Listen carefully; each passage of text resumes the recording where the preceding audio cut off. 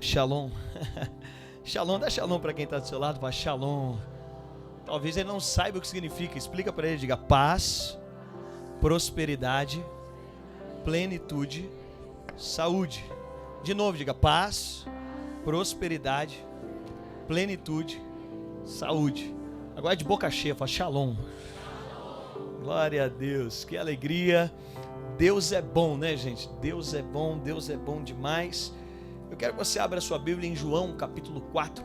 Vou pedir para o pessoal da nossa arquibancada, quem puder chegar um pouquinho para cá, se tiver espaço, você puder chegar, por gentileza, tem gente em pé, e essa arquibancada sempre tem espaço. O pessoal da ponta aqui me ajuda a chegar ao máximo aí, sempre tem espaço. E aí quem estiver em pé, pode tomar liberdade. Não pedir...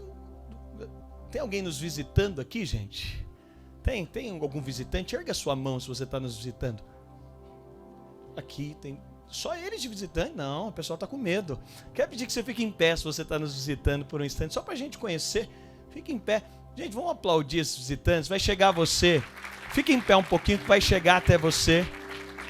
Vai chegar uma lembrancinha nossa. Então fique em pé por um instante, por gentileza. Você que é nosso visitante, quer dizer que é muito bom ter você aqui. Você vai receber uma lembrança nossa, é um cartão. Eu vou pedir você que escaneie o QR Code que está no verso desse cartão. E lá no hall depois você abraça a nossa equipe, dá esse cartão e a gente quer te dar um brinde, mas aí nesse QR Code a gente quer conhecer você um pouco mais. A gente não crê em visitas ocasionais. Muito obrigado. Quem está ao redor deles aí, dá um sorriso bonito para eles. Quem está ao redor, dá um sorriso, dá um abraço assim, fala, é bom ter você aqui. Vai, gente, faz uma cara bonita para eles quererem voltar. Sejam bem-vindos, viu? Bom ter vocês aqui. Obrigado. Glória a Deus. Glória a Deus.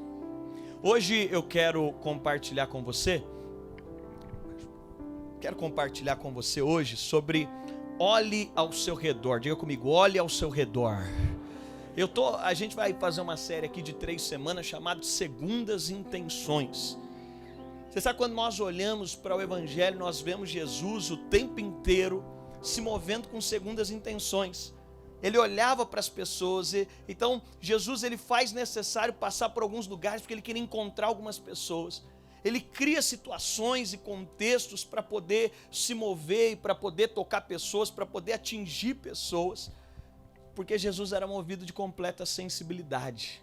Jesus tinha sensibilidade. Eu quero que você abra a sua Bíblia em João capítulo 4. Nós vamos ler 40 versículos. Bem tem alguém animado, diga aleluia. João capítulo 4, a partir do verso 4. Você sabe que eu tenho me preocupado, tenho dito para os nossos pastores, porque hoje em dia tem cultos que estão mais parecidos com palestra de coach. E eu não tenho nada contra a palestra, não tenho nada. Mas o problema é que às vezes a gente não gosta nem de ler a Bíblia na igreja, que dirá fora dela. E nós estamos aqui reunidos em volta da palavra, amém, irmãos? O que nos faz estar aqui é a palavra, meditar na palavra, mergulhar na palavra, né? Então, às vezes a gente quer só uma palestra motivacional. A Bíblia não é esse lugar. A Bíblia é a verdade. Ela não fala só o que a gente está querendo, ela fala tudo o que a gente precisa. É por isso que eu quero te encorajar, durante a semana, abra a sua Bíblia. Abra a sua Bíblia. Abra a sua Bíblia. Não tem nada mais transformador do que a palavra. E é isso que difere. Por quê? Porque em tantos outros lugares nós vamos receber inspiração, motivação, ferramentas, chaves, e tudo isso é importante. Mas o que difere o fato de nós estarmos num culto é o fato de que nós cremos que a palavra está apta para nos instruir. Lá no verso 4 diz, e era necessário, diga comigo, necessário. E era necessário passar por Samaria. Chegou, pois, a uma cidade de Samaria chamada Sicar, junto da herdade que Jacó dera a seu filho José. Achava-se ali o poço de Jacó. Jesus, pois, cansado da viagem, sentou-se junto do poço, e era cerca de hora sexta. Veio uma mulher de Samaria tirar água, e disse-lhe Jesus, dá-me de beber. Diga comigo, dá-me de beber. Sabe, nós conhecemos essa história, João capítulo 4 é famosa, mas a gente fala muito do lado da mulher, e hoje eu quero falar do lado de Jesus. Jesus estava com sede. Quando nós olhamos aqui o contexto, Jesus está falando, dá-me de beber. pois seus discípulos tinham ido à cidade comprar comida. Verso 9, disse-lhe então a mulher samaritana, como sendo tu judeu me pede de beber a mim, que sou mulher samaritana? Porque os judeus não se comunicavam com os samaritanos. Respondeu Jesus, se tivesse conhecido o dom de Deus, e quem é que te diz, dá-me de beber, tu lhe terias pedido e ele te daria água viva. Disse a mulher, Senhor, tu não tens com que tirá-la, e o poço é fundo, de onde, pois, tem água viva? És tu, porém, maior que o nosso pai Jacó, que nos deu o poço, no qual também ele bebeu, e seus filhos e seu gado? Replicou Jesus, todo que beber dessa água tornará a ter sede, mas aquele que eu beber da água que eu lhe der, nunca terá sede. Pelo contrário, a água que eu lhe der se fará nele uma fonte de água que jorre para a vida eterna. Disse a mulher, Senhor, dá-me dessa água para que não mais tenha sede, nem venha aqui tirá-la. Disse-lhe Jesus, vai, chama o teu marido e vem cá. Respondeu a mulher, não tenho marido. Disse Jesus, disseste bem, não tenho marido, porque 5 maridos tiveste, o que agora tens não é teu marido. Isso disseste com verdade. Disse a mulher, Senhor, vejo que tu és profeta. Nossos pais adoraram nesse monte, verso 20, vós dizeis que em Jerusalém é o lugar onde se deve adorar. Disse Jesus, mulher, creme, a hora vem em que nem nesse monte, nem em Jerusalém adorareis ao Pai. Vós adorais o que não conheceis, nós adoramos o que conhecemos, porque a salvação vem dos judeus. Mas a hora vem e agora é em que os verdadeiros adoradores adorarão o Pai em espírito e em verdade, porque o Pai procura tais que assim adore. Deus é espírito e é necessário que os que o adorem em espírito e em verdade. Replicou a mulher, eu sei que vem o Messias chamado Cristo, quando ele vier, há de nos anunciar todas as coisas. Diz Jesus, eu sou. Diga comigo, eu sou. Eu sou é o nome que ele se identifica. Eu sou é o nome que Deus dá para Moisés, quando Moisés diz, eu vou para o povo e eu digo que quem está me enviando? Ele diz, diga que o eu sou te enviou.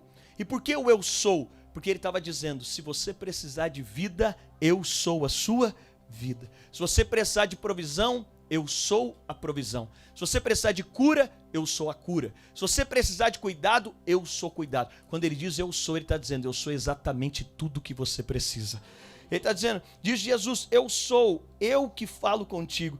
E nisto chegaram os discípulos. Você está lendo aí o enredo, agora chegam os discípulos. E se admiravam de que estivesse falando com uma? Todavia ninguém lhe perguntou, ficou aquele clima de ninguém falar. Ninguém lhe perguntou. Que é que procuras, ou por que falas com ela? Verso 28, deixou, pois, a mulher o seu cântaro, foi à cidade, disse àqueles homens, vinde, veja um homem que me disse tudo quanto eu tenho feito. Será este, porventura, o Cristo? Saíram, pois, da cidade e vieram ter com ele. Entre mentes os seus discípulos lhe rogavam, dizendo, Rabi, come, diga comigo, Rabi, come. Rabi, come, mestre, come. Ele, porém, respondeu, uma comida tenho para comer que vós não conheceis. Então os discípulos diziam uns aos outros, acaso alguém trouxe de comer? Eles estão falando, o que ele arrumou para comer? Disse-lhe Jesus, a minha comida é fazer a vontade daquele que me enviou e completar a sua obra. Não dizeis vós, ainda há 4 meses até que venha a ceifa? Ora, eu vos digo, levantai os vossos olhos e vede os campos que já estão brancos para a ceifa.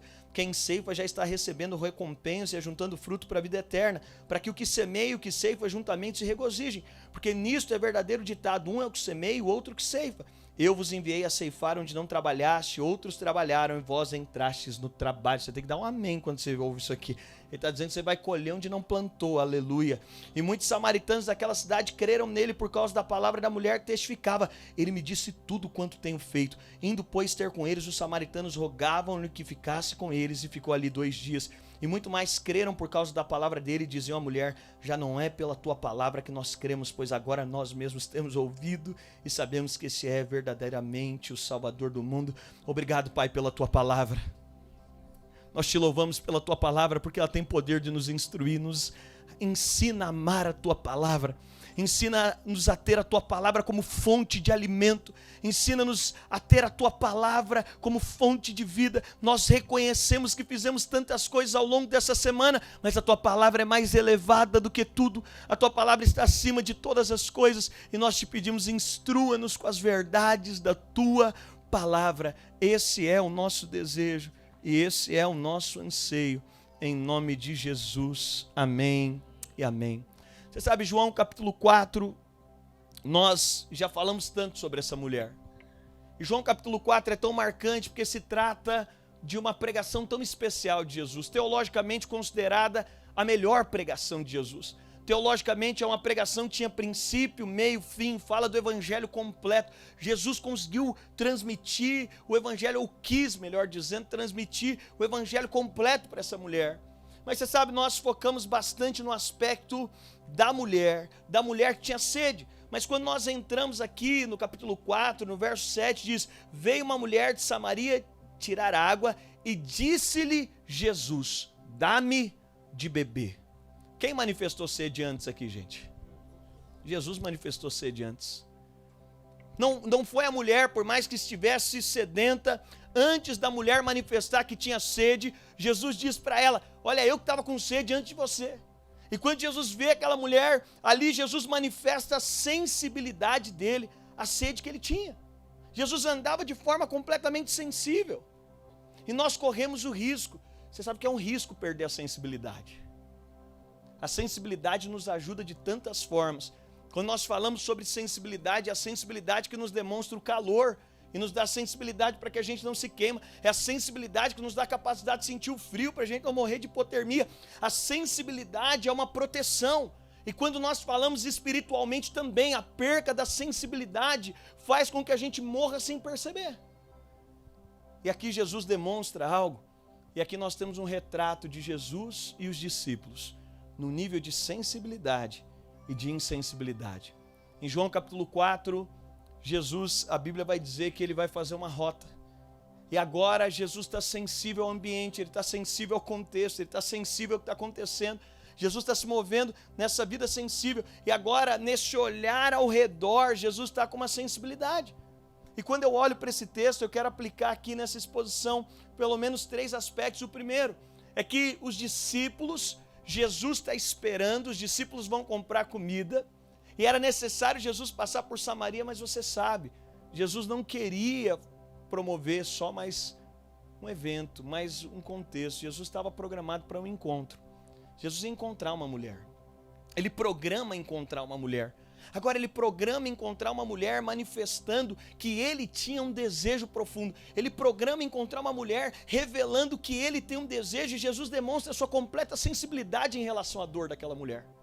Quando Jesus olha para o contexto daquela mulher, Jesus se manifesta, mas ele revela também o que ele estava procurando. Não era só a mulher que procurava algo, Jesus também procurava algo. Não era só a mulher que estava atrás de algo, Jesus também estava atrás de algo. Mas é interessante que os discípulos vão para a cidade e os discípulos vão comprar então comida, e eles voltam da cidade. Quando eles voltam da cidade, eles encontram Jesus com aquela mulher. Você sabe, mas a primeira coisa que eu enxergo nesse texto e nesse contexto é que o desejo de suprir a nossa necessidade nos faz insensíveis à necessidade do outro. Os discípulos demonstram claramente aqui que eles não conseguiram perceber o cenário. E você vai perceber que eles saem, quando eles voltam sem entender nada. Por quê? Porque o olhar deles só estava movido na própria necessidade. Eles tinham fome. E porque eles tinham fome, eles vão para a cidade com uma única intenção: comprar comida. Gente, a primeira tentação do diabo para Jesus, você lembra qual foi no deserto? Transforme essas pedras em... Sabe o que o diabo está dizendo para Jesus? Viva pela sua necessidade. E eu tenho descoberto que o risco dos nossos dias, o risco que a gente corre, o problema que muitos de nós corremos é que nós estamos correndo atrás da provisão e esperando o propósito acontecer. Eu converso e às vezes eu estou me deparando com tantos contextos que a gente corre o dia inteiro atrás de provisão. A gente levanta de manhã preocupado com provisão.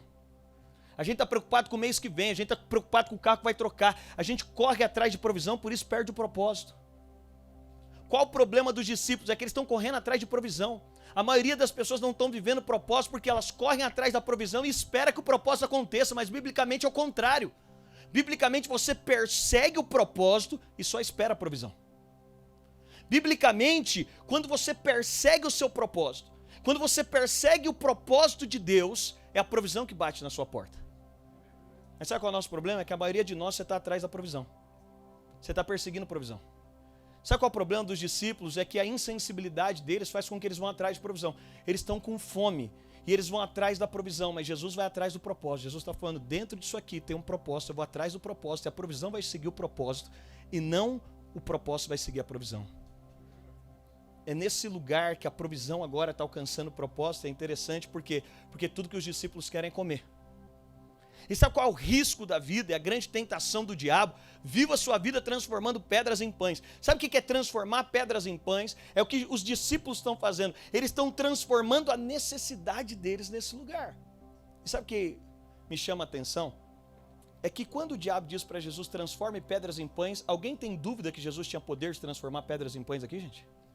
Ele transformaria ou não? Eu posso dizer para você, você também tem capacidade de transformar pedra em pão. Sabe o que é transformar pedra em pão? Sabe o que o diabo está propondo para Jesus? Usa o dom que Deus te deu para suprir a necessidade que você tem, não para cumprir o propósito que Ele te deu. Transformar pedra em pão é uma proposta do diabo falando, usa a vida, o tempo, usa o dinheiro, usa os dons, usa a qualificação, usa o emprego, usa o seu tempo, que é o maior dom que Deus te deu, o tempo. A hora que acabou o tempo, acabou tudo, gente. Eu não sei se você sabe, mas um dia você vai descobrir que acabou o tempo da sua vida. Eu não sei como você ora, caso Jesus não volte, eu não sei se você pensa sobre isso, parece meio dramático, mas eu penso na minha morte, se eu puder, eu falo para Deus, eu não queria morrer de repente. É só um pedido meu. Eu acho que é mais confortável assim você ir sabendo, mas é só um pedido meu. Cada louco assusta. Talvez você nunca orou por isso. Para mim é um momento importante. Eu já tenho lá em casa escrito, eu tenho uma mulher, agora 2 filhos. Possivelmente deve ser a última semana que vocês veem a Bruna com essa barriga.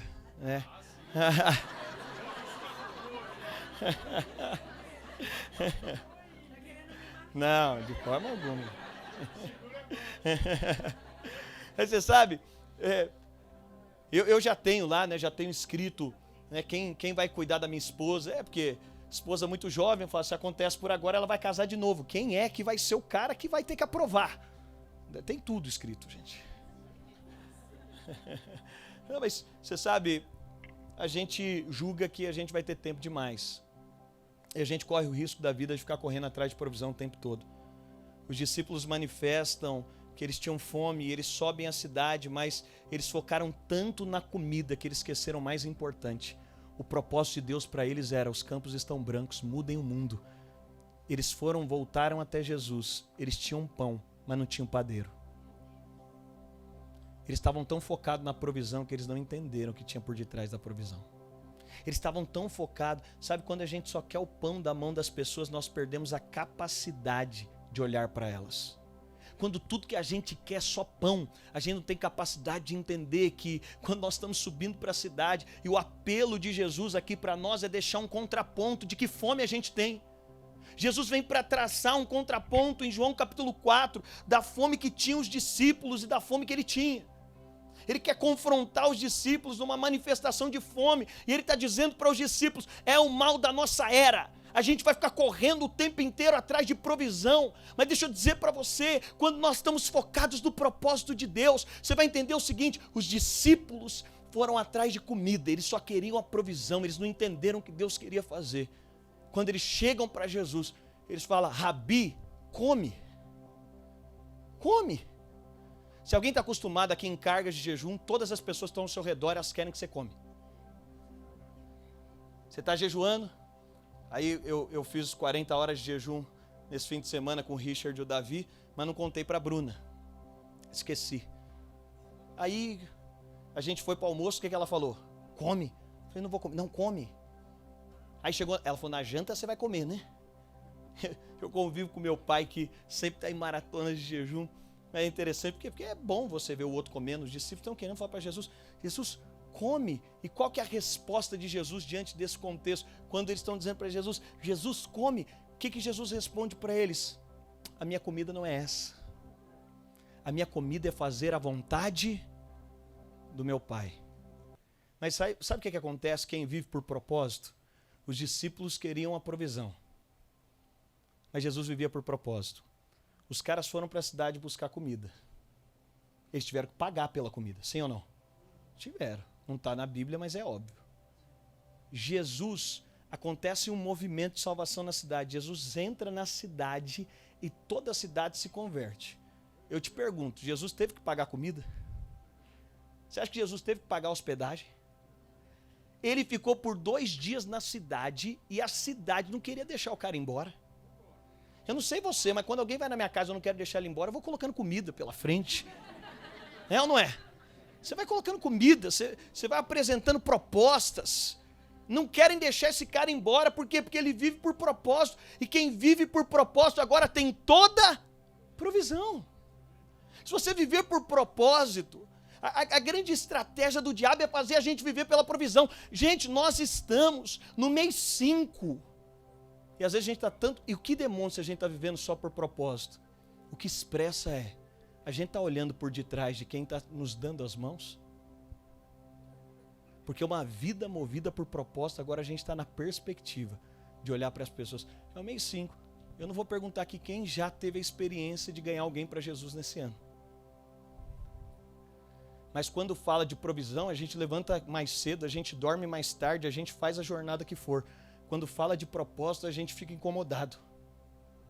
Porque a nossa vida tem que propósito. Mateus capítulo 28, Jesus dando a grande comissão. Ele diz, portanto, ide, fazei discípulos em todas as nações. Isso aqui não era só para os discípulos, isso aqui era um mandamento que também nos tocariam. Por isso, pregar o evangelho não é uma opção, é um mandamento. Ele diz, ide, fazei. Não pregar o evangelho é desobedecer. E usar a provisão, usar o dom que Deus nos deu só em troca de provisão e não de propósito, é transformar pedras em pães. Ele diz, ide, fazei discípulos de todas as nações, batizando-os em nome do Pai. Olha, ele está falando, ensinando-os a guardar todas as coisas que eu vos tenho ordenado. Isso aqui não é uma opção. Isso aqui não está aberto para a gente olhar e falar, se eu quiser fazer. Não. Mas sabe qual é o nosso risco? O risco é que na busca de suprimento da nossa necessidade, a gente se torna insensível. Quem está com fome não tem coragem de olhar para uma mulher que tem fome. Se o mundo nos encontra com a mesma busca, a mesma fome deles, a gente nunca vai ser uma resposta para eles. Eu te pergunto, já foi quase metade desse ano, quem já chorou na nossa mesa? Que lugar que a gente já entrou e falou, irmão, eu estou cheio de necessidade, na verdade, eu estou pegando, e aí é interessante, porque o segundo aspecto que eu percebo aqui é que todos temos que passar por Samaria, mas nem todos temos a sensibilidade de ver a mulher no poço. O que a Bíblia vai dizer é que era necessário, diga comigo, necessário. Era necessário Jesus passar por Samaria, mas eu te pergunto, será que quando a Bíblia fala que é necessário, todo mundo ia ter que passar por Samaria? Me parece que no roteiro logístico de Jesus, quem cuidava da rota logística falou, não tem como, a rota aqui tem que passar por Samaria, era necessário. A gente vai ter que passar por Samaria. Para quantos é necessário ter que ir trabalhar segunda-feira? Para quantos de nós é necessário ter que ir correr no parque e ver aquelas pessoas? Para quantos de nós é necessário ter que deparar com os nossos vizinhos? É necessário que eu more em algum lugar. Para todos nós é necessário morar em um lugar, mas nem para todos nós é necessário ser sensível à dor dos nossos vizinhos. Você entende? É necessário morar. Mas ter sensibilidade para enxergar a dor dos vizinhos é algo que é além. O que Jesus vai fazer aqui, o verso 4 diz que era necessário passar por Samaria. O que dá a entender é que Jesus já teria de fazer aquele trajeto, mas a verdade é que mais que eu fazer o trajeto, ele compreendeu por que ele precisava fazer aquele trajeto. Sabe, o nosso problema é que a gente quer tornar a sensibilidade algo fora do nosso trajeto, e Deus quer colocar a sensibilidade dentro do nosso trajeto. Vamos ser sinceros. A catástrofe que está acontecendo, e glória a Deus, nós como igreja temos nos mobilizado, são dezenas, assim, nós estamos enviando muita coisa, são caminhões indo, é dinheiro indo, é muita coisa, a gente tem se mobilizado. E isso ativa a nossa sensibilidade. Até o mais duro homem numa hora dessa fica sensível. Mas Jesus está numa rota comum. Muitos de nós queremos colocar sensibilidade no ocasional. Pastor, se eu estivesse na África uma hora dessa eu estava pregando. Mas que bom, tudo que você precisa é atravessar Samaria. E o desafio da vida é mais que ter sensibilidade para ir para a África, é ter a sensibilidade na hora que você está passando por Samaria, perceber que tem um poço e tem uma mulher com necessidade. Segunda-feira a gente está em Samaria de novo. Segunda-feira a gente vai se deparar com alguém que tem necessidade. Segunda-feira a gente vai estar sentado em frente à mesa de alguém que não tem conseguido dormir. Segunda-feira a gente vai estar diante de um contexto. E o grande ponto é, a gente vai ter que estar lá, porque é necessário. Mas o ponto é, será que a gente vai ser como os discípulos, que diante do que é necessário a gente só quer enxergar a nossa necessidade, ou diante do necessário a gente quer enxergar o extraordinário? Dentro do meu necessário tem um extraordinário. Dentro do necessário, quero comprar uma casa, eu moro do lado de um vizinho, que eu posso transformar em algo extraordinário. Eu tenho históricos de salvações dos meus vizinhos mais legais, agora eu estou mirando num novo vizinho. Porque as segundas intenções de Jesus é que ele está se relacionando o tempo inteiro, mas tem um objetivo por detrás daquilo. Você sabe, segundas intenções, quando você se torna vendedor de alguma coisa, o que acontece? Tem até amigo que começa a ser vendedor de alguma coisa, cara, calma, eu sou seu amigo. Sim, só para te lembrar. Porque o cara começa, não é verdade? O cara transforma tudo naquilo. E aí, dentro desse contexto, por quê? E não tem nada de ruim nisso. Na verdade, o mundo diz que se você não for um bom vendedor, assim, você vai precisar de usar isso para tudo. E a gente está olhando as coisas com intenções, gente. Olha aqui, você acha que o Thiago foi pagar uma massa pro Wagner para quê? Segunda intenção. Você quer se relacionar com a mulher do seu sogro. Com a filha do seu sogro. Com a filha. Você quer se relacionar com a filha do seu sogro. O que você vai fazer? Você vai fazer uma venda. É ou não é? O cara colocou a melhor roupa, irmão. Passou o melhor perfume. O cara pegou o carro do pai emprestado. O cara chegou lá, por quê? Porque ele está com o desejo de colocar, tem algo por detrás ali. Ele está enxergando algo por detrás, ele está olhando algo por detrás. Quando nós falamos sobre o Evangelho, gente, isso é óbvio em todas as relações. A gente está colocando algo porque os nossos filhos, não é que a gente está mentindo não, mas diante dos seus filhos você tem posicionamentos. O que tem de pais que mudam, inclusive, depois você receber uma criança em casa, quem tem filho sabe, tem um monte de coisa que você para de fazer. O cara bebia Coca-Cola a vida inteira. Na hora que tem um bacana desse tamanhozinho do seu lado, olhando, aí você fala, rapaz, isso aqui mata. É perigoso tomar essas coisas. Papai nem bebe. Por quê? Porque você tem uma intenção. Qual que é a sua intenção? Você está querendo traduzir para ele, ó, você não pode tudo na vida. A Coca-Cola pode ser um bom indicativo. Você não pode fazer o que você quiser da vida. Tem coisa que você vai fazer que vai te prejudicar, por mais que seja gostoso na hora. Quando nós falamos sobre o Evangelho, a relação de Jesus, ele está se relacionando com segundas intenções. E qual que é a intenção dele?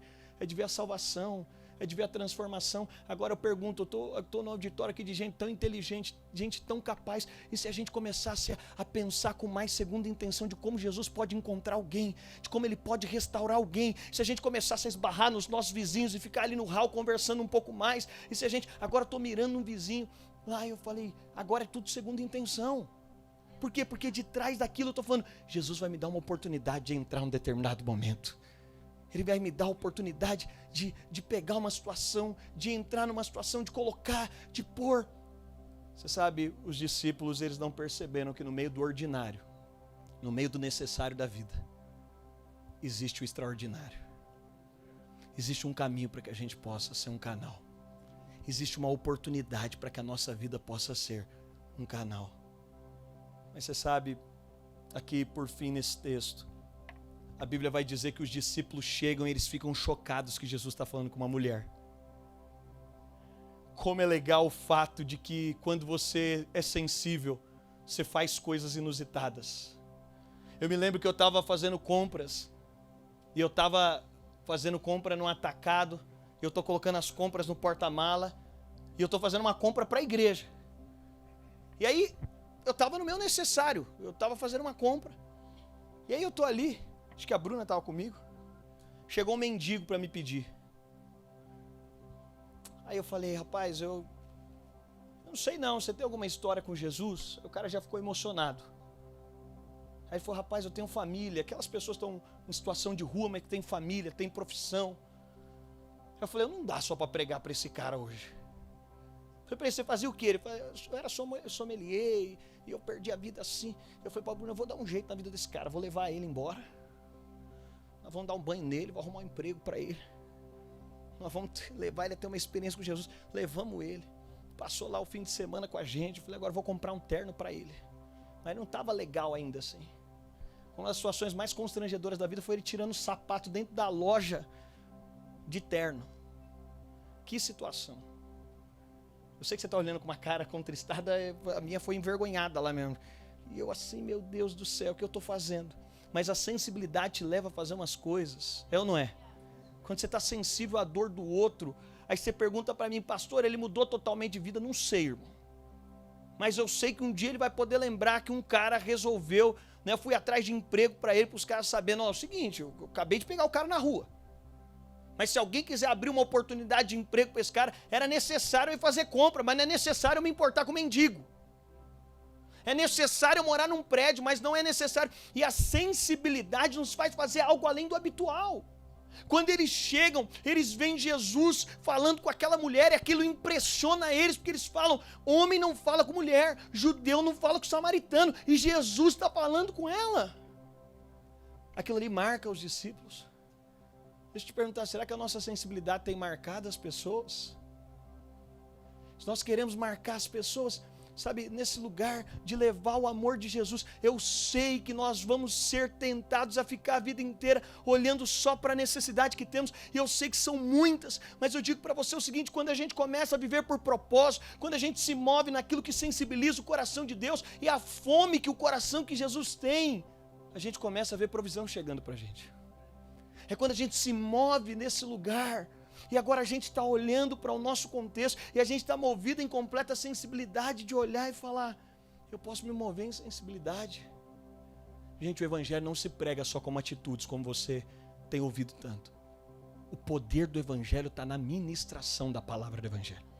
É muito bom quando as atitudes elas estão em consoante com o evangelho. Mas eu digo para você o seguinte, o evangelho é o poder de Deus para a transformação de todo aquele que crê. Alguém pode ouvir o evangelho e não interessa o emissor, a palavra é mais poderosa do que quem está falando. A palavra é mais edificante do que quem está dizendo. Aqui o nosso compromisso de sermos um canal de sensibilidade, de sermos sensíveis, de deixar Deus nos mover. 2017 para 2018, o apelo do culto aqui é o mesmo que eu fiz na primeira sessão. O apelo é um grupo que a gente está abrindo. 2017 para 2018 foi na virada do ano. E aí fui sair, talvez muitos de vocês conheçam o Aidan. É um evangelista da nossa igreja. Eu saí com ele. Nós fomos no shopping. Era aqueles primeiros dias do ano que não tinha ninguém no shopping. Nós fomos no shopping. Ao ir no shopping e voltar, ele pregou Jesus para 3 pessoas e 3 pessoas aceitaram Jesus. A hora que chegou no carro, eu estava muito indignado. Porque eu falei, não é possível. Como que esse cara entrou aqui, ele pregou Jesus para 3 pessoas, essas 3 pessoas se converteram no mesmo shopping que eu venho sempre? E a pergunta de Deus para mim é, será que o poço e a mulher já não estavam lá, só não tinha um discípulo sensível? E eu fico perguntando, o mesmo cara, será que no seu condomínio, esse mesmo cara, será que com os meus vizinhos, esse mesmo cara no meu local de trabalho que eu estou acostumado a ir, será que já não estão lá as mulheres com sede? Mas aqui o grande ponto é que essa mulher com sede encontrou um homem com sede. Sabe qual que é o nosso problema? É que as pessoas estão com sede, mas elas não nos encontram com sede. Talvez essas pessoas não nos acham com sede. E o grande ponto é que o ponto dessa mulher é que ela estava com sede, mas ela encontrou um Jesus com sede. Que levantou de manhã e falou, vou ter que passar por Samaria, mas tem alguém lá que precisa de transformação. Eu quero ser um canal. Eu vou passar por Samaria, tem alguém precisando de cura. Eu quero ser um canal. Você sabe, para encerrar, isso é uma cultura nossa, gente. Nem se não tiver legal, você tem que falar. Eu tinha um professor de seminário e ele compartilhando uma experiência dolorosa que ele teve sobre esse lugar de compaixão. Ele disse que ele estava fora do Brasil, ele entrou ele estava aguardando trem. E ele estava ali na estação. E ele viu uma pessoa que claramente ela era envolvida com prostituição, pelas roupas, pelo contexto, pelo cenário. Ele disse que estava muito explícito. Ele viu aquela pessoa e Deus falou para ele: vai lá e encontra essa pessoa. Mas ele não estava com sede aquele dia. Ele não estava com a sede de Deus. Aquela pessoa estava com sede, ele não. Deus falou para ele: vai lá e fala do meu amor para essa pessoa. E ele disse que ele não teve coragem. Ele falou: Deus, se eu for falar, vão me interpretar mal. Porque está nítido o cenário ali, se eu for falar, vai ficar uma situação estranha. Uma foto dessa pode me comprometer. E ele pensou em tudo, menos na sede de Deus. E ele disse que quando estava chegando o trem, ele estava olhando, aquela pessoa estava mais próxima da plataforma, aquela pessoa pulou na frente do trem. E ele falou que ele assistiu uma pessoa. E ele falou: ficou ressoando dentro de mim. Agora eu digo para você, nós não veremos a morte de todas as pessoas que nós não tivemos coragem de atingir, mas todas elas morrerão. Traumática dessa forma, ou de formas mais simples e aparentemente bonitas, se nós não tivermos a disposição de responder, se nós não tivermos fome delas, possivelmente elas não encontrarão. Quando esse pastor falou, e esse professor de seminário, ele falou: eu gostaria que todos pudessem não experimentar do que eu vivi, mas todos pudessem ter a sensação do que é ser indiferente a algo que nós não podemos ser. Sabe, a sensibilidade é a capacidade de olhar. Os discípulos vão voltar com pão. E por isso que no verso 31 eles dizem: Rabi, come. E Jesus diz: uma comida eu tenho para comer, que vocês não conhecem. A minha comida é fazer a vontade daquele que me enviou e realizar a sua obra. Eu queria que a banda viesse aqui.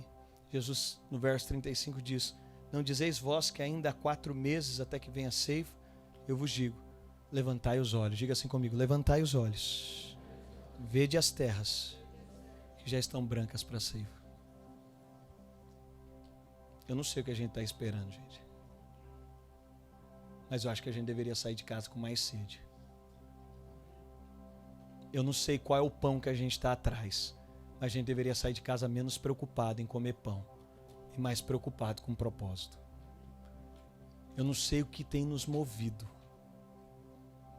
E nós, como igreja, vamos entrar agora numa temporada de ver muitas salvações. A gente fez a integração, estava aqui no primeiro culto. Eu tenho ouvido tantos testemunhos. Esses dias eu fui visitar um casal. Eles estavam inaugurando uma clínica tão linda. E eles estavam contando o testemunho deles para mim, que eles entraram aqui, era a primeira vez que ele tinha tido contato com Jesus. E falou: eu não sei o que aconteceu comigo. Eu não sei como eu estou, não sei explicar. Ele falou: mas agora eu falo para minha mulher, parece que não sou só eu pensando. Eu não sei o que aconteceu dentro de mim, mas eu vou fazer as coisas agora, eu estou sentindo uma voz dentro de mim. Eu falei: que coisa mais linda, eu fiquei impactado com o fato de você ver alguém encontrando Jesus, alguém sendo salvo por Jesus, alguém sendo transformado. Agora eu fico pensando que na vida de um cristão isso devia ser habitual. Isso aqui devia fazer parte do nosso dia a dia, do nosso contexto, de falar: nossa, eu vi isso. E gente, vou dizer, não tem alegria maior. Nós vamos, nesse tempo como igreja, nós vamos mergulhar. E lá em 2018, quando aconteceu isso, eu entrei no carro, olhei para o Aidan e falei: rapaz, eu preciso ser estimulado a ter esse coração. Eu ainda vivo só pelo pão. Eu preciso ser mais estimulado. E naquela ocasião eu falei: vou abrir um grupo chamado Um Salvo por Dia. Porque Charles Spurgeon tem uma frase, ele diz: se você for se deitar e durante aquele dia você não viu a salvação de ninguém, se levante e vai atrás de um perdido. Eu falei: eu não vou conseguir chegar no nível do Spurgeon, disso eu tenho certeza. Mas eu posso ter um grupo comigo. Eu abri um grupo, então tinha 35 pessoas. O Richard fazia parte desse grupo. Tinha 35 pessoas, eu falei para eles: gente, vocês topam? Todo dia a gente vê pelo menos um salvo. O que isso significa? Um de nós todo dia vai mandar aqui gente. Eu entrei no Uber e Deus salvou alguém. Gente, eu estava aqui e vocês acreditam que eu preguei para minha mãe e ela foi salva. Gente, eu falei, gente, será que vocês têm coragem de estimular esse músculo? E essas pessoas entraram. E eu pensei, no final dos 365 dias a gente vai ver 365 salvações. Mas quando foi no mês 4 já tinha dado 365 salvações. Porque alguns foram ficando com mais fome. Alguns disseram, pastor, a minha fome não está só de encontrar as pessoas nos locais. Alguns abriram grupos dentro da escola, começaram a fazer células dentro do colégio. Alguns abriram um grupo dentro da universidade. Alguns tiveram coragem de falar do amor de Jesus e daqui a pouco mandavam foto dizendo, pastor, aqui na hora do almoço está todo mundo reunido e uma vez por semana eu estou podendo falar do evangelho e Deus está salvando meus amigos. Alguns falaram, pastor, a nossa fome está maior, a gente quer ir para as baladas, a gente quer ir para os lugares. E eles começaram a entrar nas baladas e nos lugares e eles começaram a ver salvações dentro desse lugar. Quando era o mês 4, eu falei, gente, 365 pessoas já foram salvas. Elas estavam lá. Mas levantou um grupo dizendo, a gente tem fome de ver Jesus nos usando. Eu abri esse grupo lá. E aí fechou essa temporada. Mas senti nessa temporada, disse para o Richard e para o Davi, vamos abrir um grupo desse? O meu apelo para você de hoje é você... O que vai ter lá nesse grupo, pastor? Nós preparamos uma aula, esse Aidan, eu pedi para ele gravar uma aula, porque talvez você não sabe como. Eu pedi para ele preparar uma aula, 1 hora de YouTube, você vai se comprometer a assistir essa 1 hora de YouTube. E nós vamos mandar lá, todo dia alguém vai ser salvo. Todo dia alguém vai estar pregando para alguém. Pastores, se não tiver ninguém, não aconteceu no grupo lá atrás, mas eu disse assim, se não tiver ninguém, um de nós vai levantar. À noite, alguém não foi salvo ainda, eu vou encontrar um ponto de ônibus, porque não pode ser, deve ter alguma mulher que está com sede. Se eu sair com sede, você entende? O que marca aqui é que antes da sede da mulher tinha sede de Jesus. Se a gente sair com sede, eu afirmo a você, há tanta gente sedenta que precisa. Pastor, mas você não sabe, assim, os meus dilemas, os meus contextos. Bem-vindo ao grupo. Porque o evangelho a gente não prega quando a nossa vida deu tudo certo. Porque não é a gente. No fim, a pregação do evangelho não é sobre nós. Olha o que Charles Spurgeon diz. Se os pecadores serão condenados, que pelo menos pulem para o inferno passando por cima dos nossos corpos. Se perecem, que pereçam com os nossos braços e mãos tocadas nos seus joelhos, implorando que fiquem. Se o inferno tiver que ser cheio, pelo menos que seja cheio, apesar dos nossos esforços. E que ninguém entre ali sem estar avisado e sem que tenha intercedido por essa pessoa. Eu não sei você, tem gente impossível. Tem uma pessoa da minha família que eu ainda oro. Eu falei para a Bruna, nós vamos pegar uma arapuca nessa temporada para ela. Nós vamos ter sede dela, nós vamos perseguir ela em amor, em graça. Nós vamos ver isso acontecendo, porque eu não posso ser movido só pelas minhas necessidades. Eu quero ser um canal, e se for para essa pessoa ser condenada, que seja eu grudado no joelho dela. E aqui eu não estou falando de crente chato e nem da pregação de condenação. Você vai ver na aula do Aidan ele dizendo isso, a pregação que restaura é o amor, o que o mundo está procurando. Jesus não falou para essa mulher, você vai ser condenada. Jesus disse para ela, a água que você está buscando eu tenho para te dar. Você tem sede de uma coisa que eu também tenho. Você tem sede de ser transformado, eu tenho sede da sua transformação. Você já pensou a gente encontrando as pessoas ao nosso redor, dizendo para os nossos pais, para os nossos irmãos, você tem sede de mudança? E eu estou aqui para dizer para você, eu tenho sede, eu sei onde está essa água, e a minha sede é te levar até lá. Vai acontecer uma temporada de salvação sobre a sua casa. Você vai ver isso acontecendo lá no seu trabalho. Não de um crente que se levanta lá, que todo mundo fala, não aguento mais esse cara. Mas de um amigo chegando para o outro falando, rapaz, minha vida estava tão destruída. Como Deus usou como canal. Olha, eu conheci fulano, olha o que Deus está fazendo na minha história, olha o que Deus está fazendo na minha vida. Eu não sei se você tem sede disso, eu estou incomodado. Eu estou incomodado, eu estou indignado com a minha própria história de usar os meus dias para tanta coisa que é lícita, gente.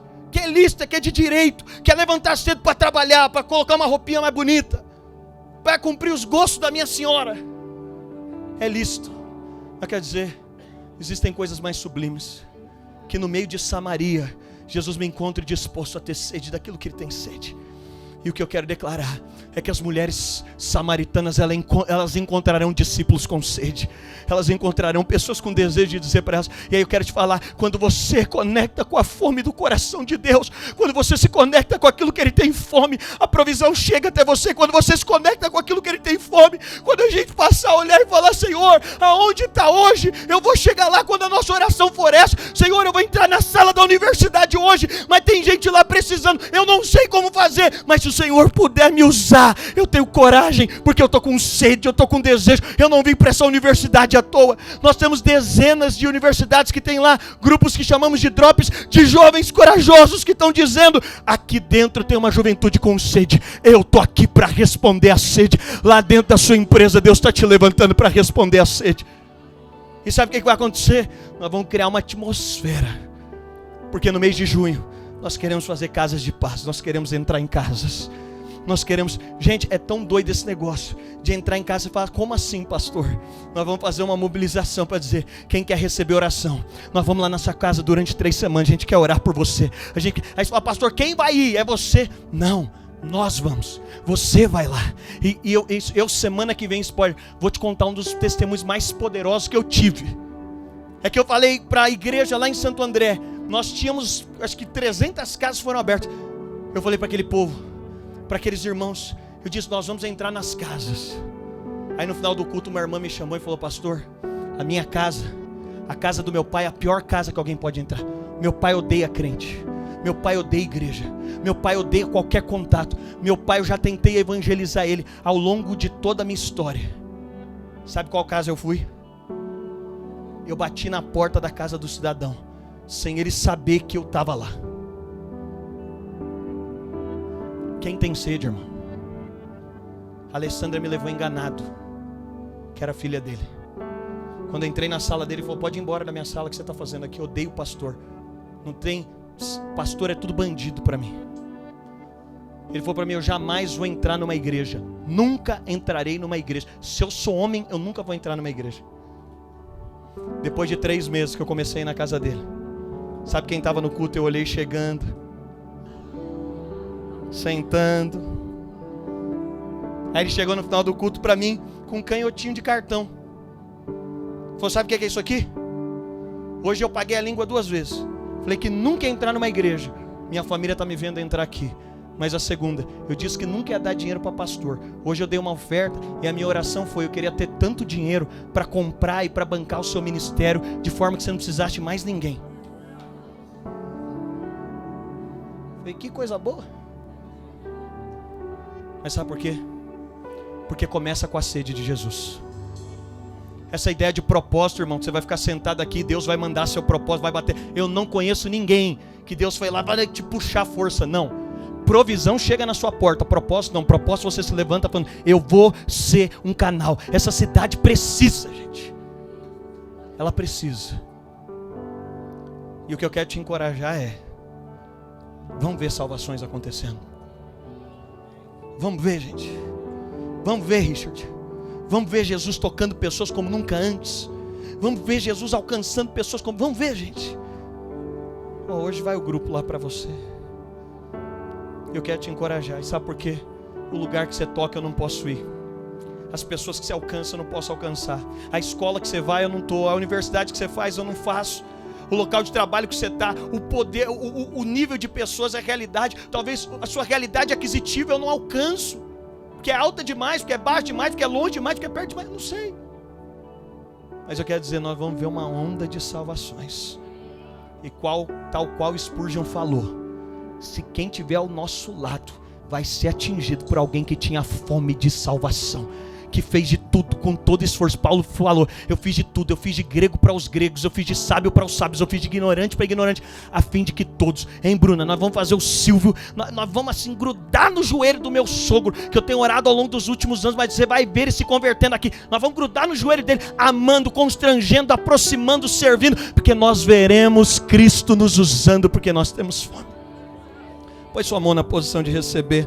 Pai, obrigado por essa manhã, obrigado por podermos ser participantes da maior felicidade que existe para os céus. A Bíblia diz que há alegria diante dos anjos de Deus. Isso significa que diante dos anjos é o Senhor que está fazendo festa, não é os anjos. Diante dos anjos está o Senhor fazendo festa, quando um pecador é encontrado, quando alguém volta, quando alguém diz sim ao teu amor. E eu oro pedindo ao teu Espírito, ativa a nossa sensibilidade nesses dias, ativa a nossa sensibilidade. Tem gente que está trabalhando com a gente há anos, anos, a gente conhece até a dor, a necessidade. O Evangelho é a resposta para essas pessoas. Usa a nossa história, usa a nossa vida. Eu quero declarar que nós possamos ver nesse ano, Pai, gente sendo salva através do Teu amor em nós, gente sendo transformada. E a gente não quer viver só atrás de comida, não.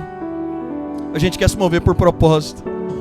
A gente quer permitir que a Tua vida flua em nós, para que sejamos um canal de transformação e do Teu amor. Vamos declarar essa canção e encerrar essa manhã.